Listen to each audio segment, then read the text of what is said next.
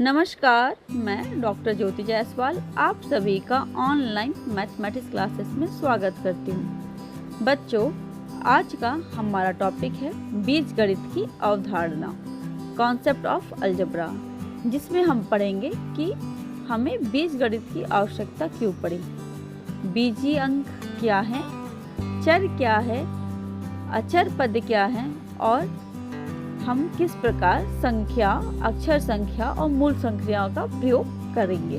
ठीक है।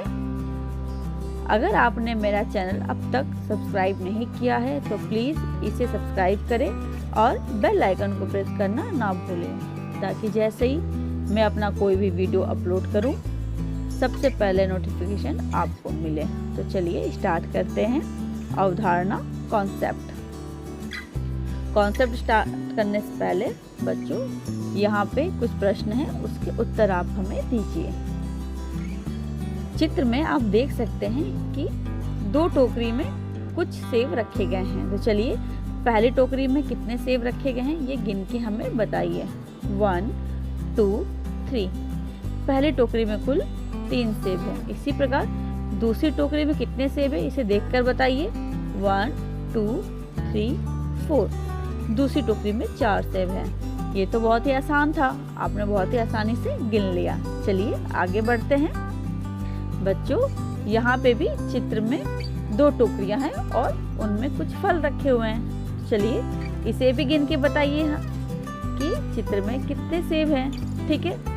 चलिए पहले टोकरी का सेब को काउंट करते हैं हम लोग।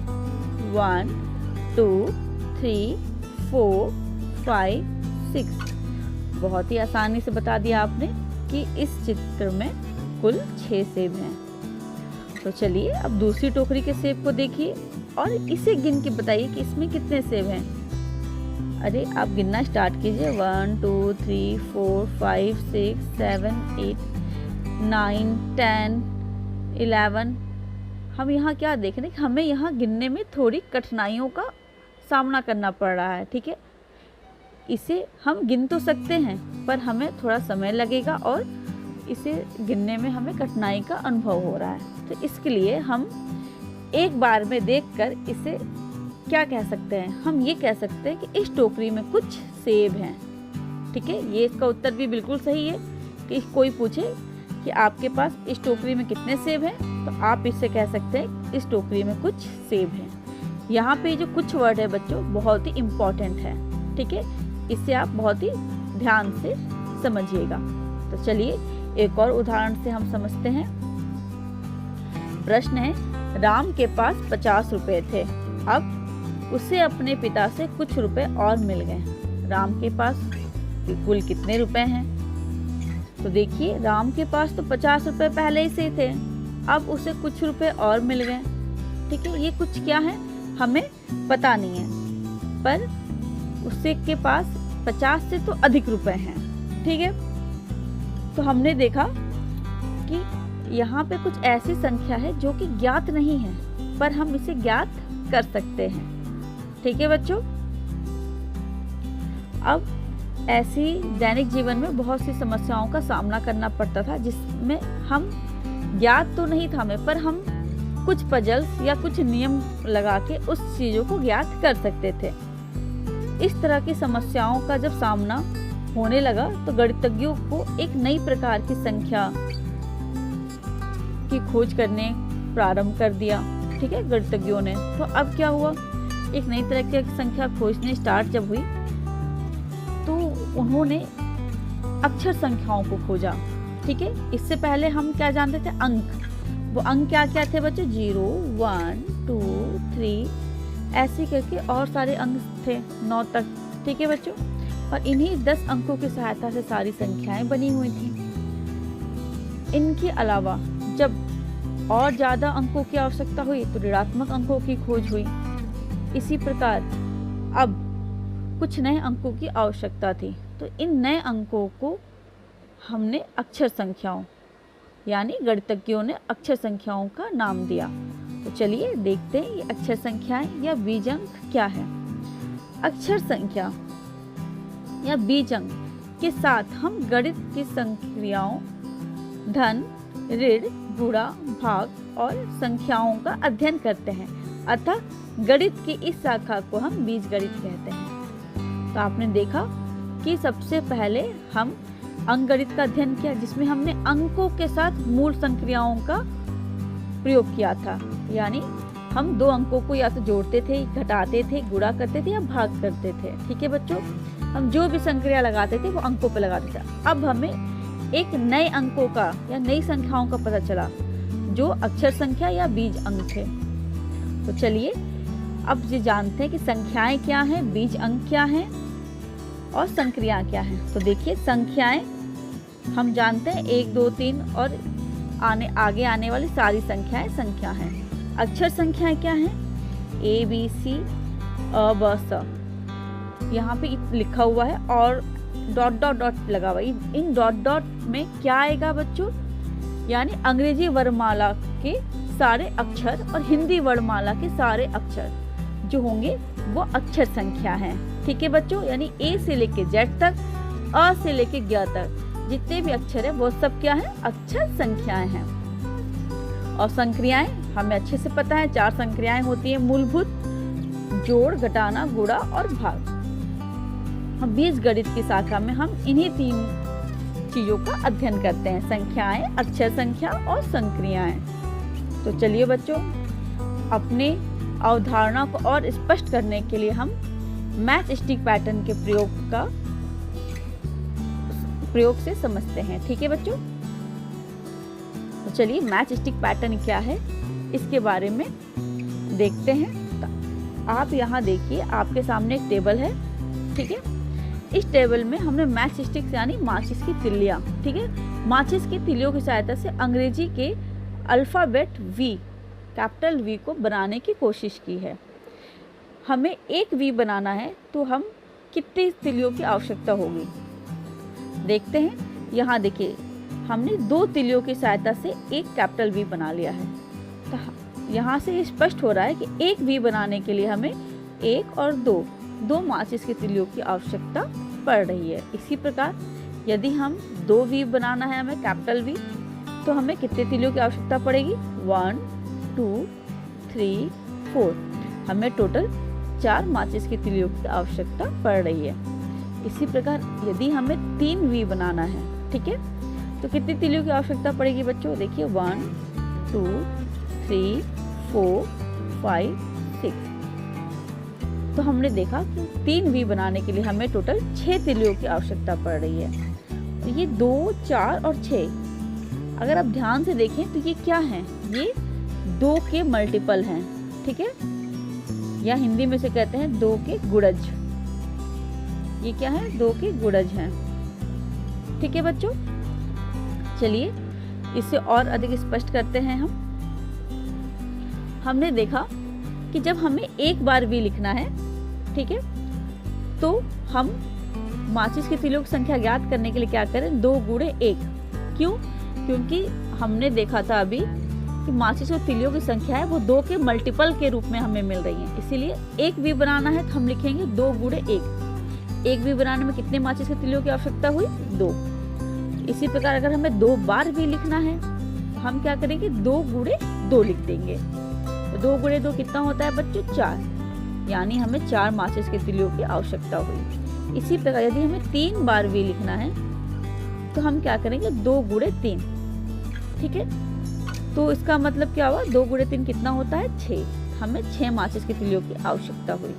इसी प्रकार यदि हमें 4 बार V लिखना है तो हम क्या करेंगे? 2 गुणे 4 कर देते हैं। टोटल कितना हुआ? 8। तो अब हमें 8 माचिस की तिल्लियों की आवश्यकता हुई। इसी प्रकार हम अपने इस पैटर्न को आगे बढ़ाते जाएंगे। ठीक है बच्चों, यानी 5 बार लिखिए, 6 बार लिखिए और आगे बढ़ाते जाए। हमने अंत में कितनी बार लिखा? n बार।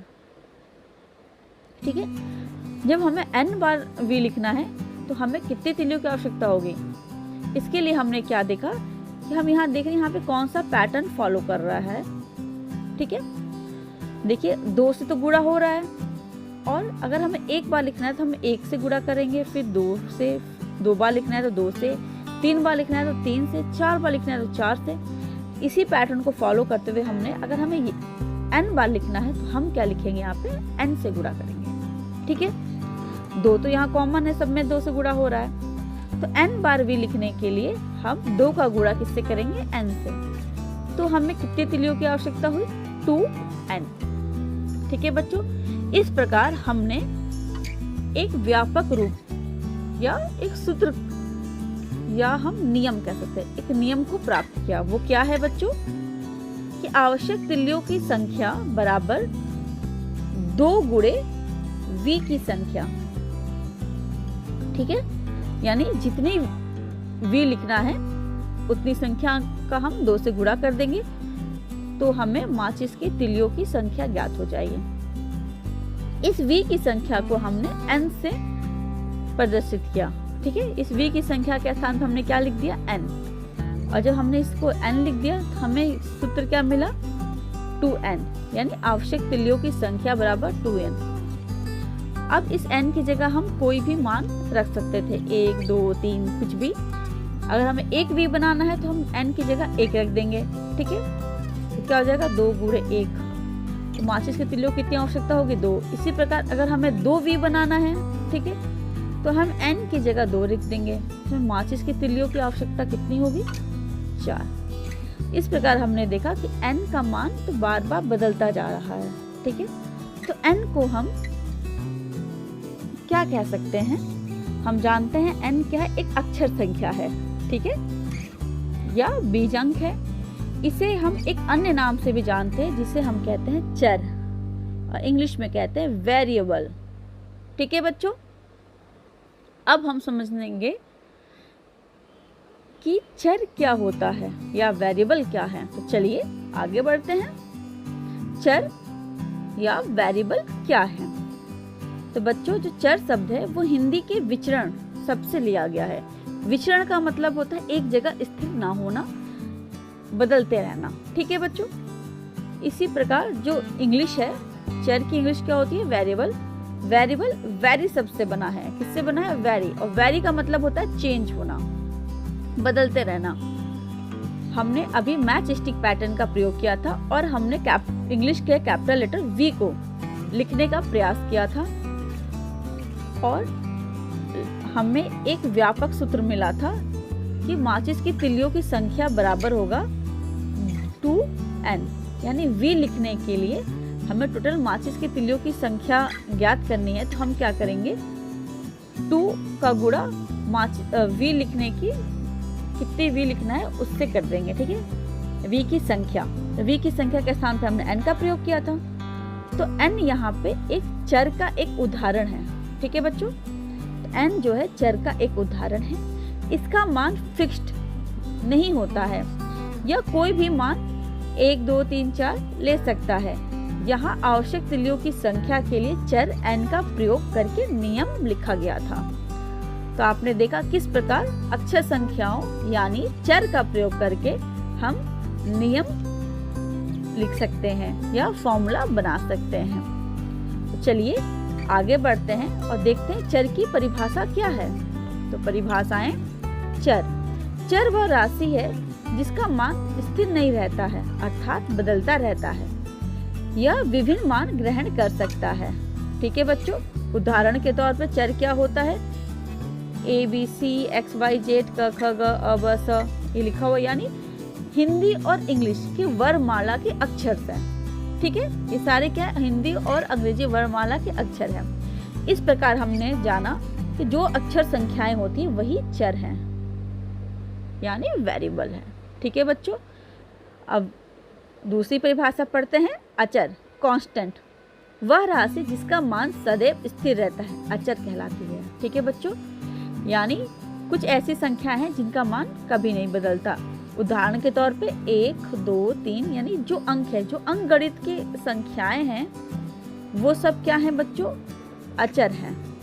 इस प्रकार हमने जाना कि जितनी भी अक्षर संख्याएं हैं वो सब चर हैं, वेरिएबल है, और जितनी भी संख्याएं हैं, ठीक है, वो सब क्या है, अचर, कांस्टेंट, क्योंकि इनका मान नहीं बदलता है। ठीक है, इनकी वैल्यू नहीं बदलती है। तो चलिए आगे बढ़ते हैं। प्रश्न के द्वारा हम अपने कॉन्सेप्ट को और भी क्लियर करते हैं। एक शिक्षक प्रत्येक छात्र को 3 पेंसिल देते हैं। यदि कक्षा में छात्रों की कुल संख्या x है तो बताइए कि शिक्षक को कक्षा में छात्रों को देने के लिए कितने पेंसिलों की आवश्यकता होगी। बच्चों, अगर अंकगणित में ये क्वेश्चन होता तो कैसे होता कि एक शिक्षक प्रत्येक छात्र को 3 पेंसिल दे रहा है। यदि कक्षा में छात्रों की कुल संख्या 10 है, यानी x की जगह हमने क्या माना, 10 है, तो बताइए कि शिक्षक को कक्षा में छात्रों को देने के लिए कितने पेंसिलों की आवश्यकता होगी। बहुत ही आसान है, 3 गुणे 10 कर देंगे और हम कहेंगे टोटल 30 पेंसिलों की आवश्यकता होगी। ठीक है बच्चों, अब यहाँ पे इस 10 की जगह अक्षर संख्या x का प्रयोग करना है। ठीक है, तो अब हम इस सवाल को किस प्रकार हल करेंगे, चलिए हल करके देखते हैं। छात्रों की कुल संख्या कितनी है, छात्रों की कुल संख्या x है। ठीक है बच्चों, प्रत्येक छात्र को मिली पेंसिलों की संख्या कितनी होगी बच्चों, 3। ठीक है, तो कुल आवश्यक पेंसिलों की संख्या कितनी है, कुल आवश्यक पेंसिलों की संख्या के लिए हम क्या करेंगे, 3 का गुणा x से कर देंगे। तो ये हो गया 3 गुणे x, तो इसका उत्तर क्या मिलेगा हमें, 3x। तो कुल आवश्यक पेंसिलों की संख्या हो गई 3x। ठीक है बच्चों, तो चलिए आगे बढ़ते हैं। दूसरा प्रश्न है, रहीम के पास 10 रुपए थे, उसने रजिया को कुछ रुपए दे दिए। रहीम के पास कुल कितने रुपए बचे हैं। देखिए बच्चों, अगर अंकगणित में ऐसा ही कुछ सवाल होता, रहीम के पास 10 रुपए हैं, उसने 2 रुपए रजिया को दे दिए, तो रहीम के पास कितने बचे। तो हम क्या करते, 10 में से 2 रुपए घटा देते और हम बताते कि 8 रुपए रहीम के पास बचे हैं। ठीक है, यानी अगर शेष या बचे ऐसे शब्द प्रश्न में आते हैं तो हम घटाने का प्रयोग करते हैं। तो चलिए प्रश्न को हल करते हैं। अब माना रहीम ने रजिया को y रुपए दे दिए। अब हम इस कुछ की जगह किस शब्द का प्रयोग कर रहे हैं, हम चर संख्या यानी वेरिएबल का प्रयोग करने जा रहे हैं। तो माना कि रहीम ने रजिया को y रुपए दे दिए, कुछ की जगह कितना माना हमने, y रुपए दे दिया। रहीम के पास थे कितने, 10 रुपए, तो रहीम के पास शेष बचे कितने, 10 ऋण y। तो देखा आपने, जिस प्रकार हम अंकों में मूलभूत संक्रियाओं का प्रयोग करते हैं, ठीक उसी प्रकार हम चर के साथ भी मूलभूत संक्रियाओं का प्रयोग कर सकते हैं। ठीक है बच्चों, चलिए इसमें और स्पष्टता लाते हैं और क्लियर करते हैं कि किस प्रकार हम मूल संक्रियाओं को अक्षर संख्याओं के साथ प्रयोग कर सकते हैं। ठीक है, या चर। अभी तक आपको क्लियर हो गया होगा कि वेरिएबल ही चर ही अक्षर संख्याएं हैं। ठीक है बच्चों, सबसे पहले हम योग की संक्रिया के बारे में पढ़ते हैं। देखिए यहाँ पे टेबल है जिसमें 2 कॉलम है, एक जगह संख्याएं लिखी है, दूसरी जगह योगफल। 5 और 4 को जोड़ने पर, इस तरह का अगर स्टेटमेंट है तो हम क्या करते हैं, 5 धन 4 लिखते हैं। ठीक है बच्चों, इसी प्रकार x और 4 को जोड़ने पर, इस प्रकार अगर आया स्टेटमेंट तो हम लिखेंगे x धन 4। इसी प्रकार x और y को जोड़ने पर x धन y। इसी प्रकार a b c को जोड़ने पर तो हम क्या करेंगे, a धन b धन c।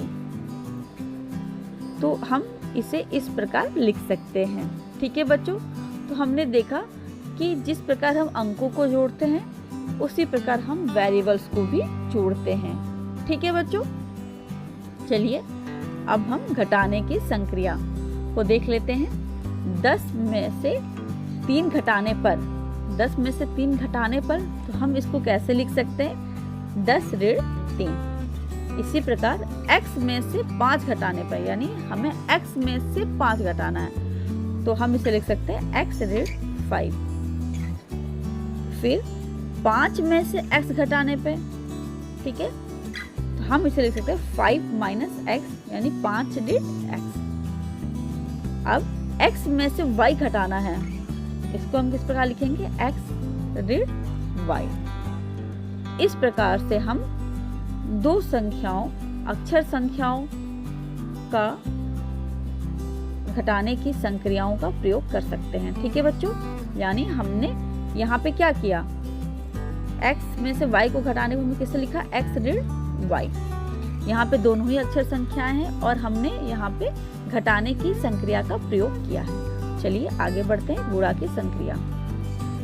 गुणा का मतलब हम जानते हैं कि बार बार जोड़ने की संक्रिया। ठीक है, बार बार जोड़ना। ठीक है बच्चों, चलिए 2 को 2 धन 2 कितनी बार करना है, 4 बार। 4 बार जोड़ना है तो हम इसको लिख सकते हैं 4 गुणे 2। कितना हुआ बच्चों, 8। इसी प्रकार x को 4 बार जोड़ना। ठीक है बच्चों, तो x को अगर हमें 4 बार जोड़ना है तो हम अंकों की तरह ही इसमें संक्रिया का प्रयोग करेंगे। तो ये इसको हम लिख सकते हैं 4 गुणे x। तो इसका उत्तर हुआ 4x।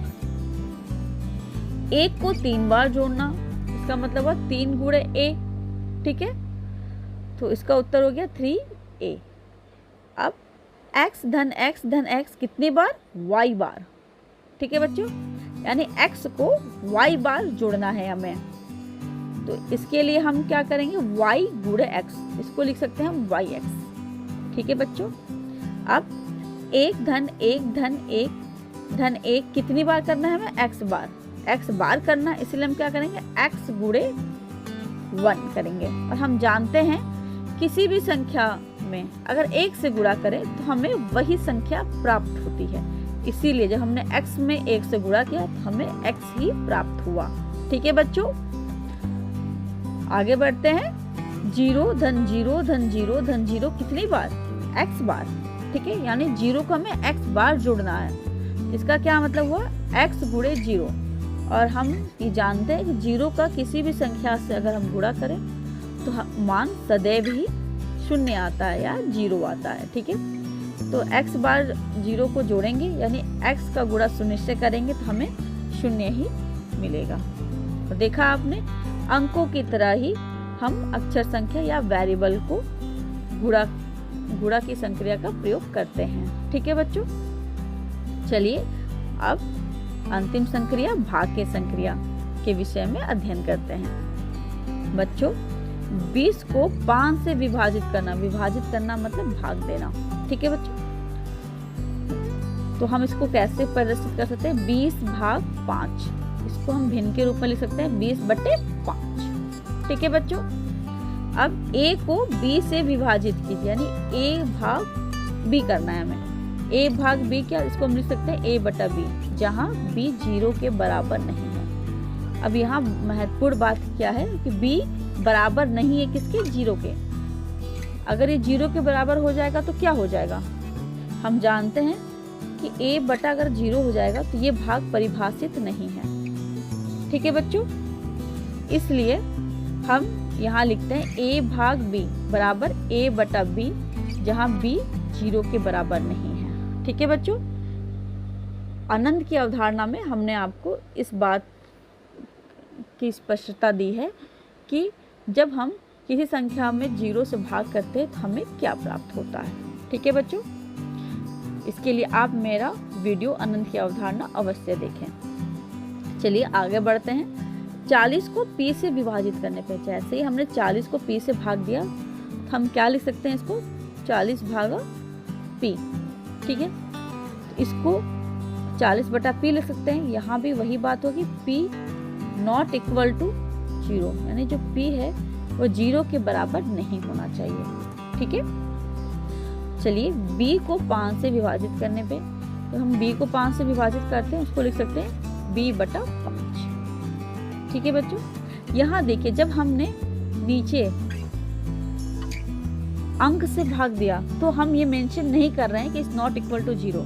ठीक है, क्यों, क्योंकि 5 का मान तो निश्चित है, 5 एक कांस्टेंट है, अचर पद है, इसका मान निश्चित है, तो ऑब्वियस सी बात है ये 0 के बराबर नहीं है। ठीक है, परंतु जब हम बटे में b या p का प्रयोग कर रहे हैं तो हम यहाँ पे ये मेंशन जरूर कर रहे हैं b is not equal to 0, p is not equal to 0। वो इसलिए मेंशन कर रहे हैं बच्चों क्योंकि ये एक चर पद है, वेरिएबल्स हैं, इनके मान जो होते हैं ये बदलते रहते हैं, तो इसका मान कुछ भी रख सकते हैं हम, पर 0 नहीं रख सकते।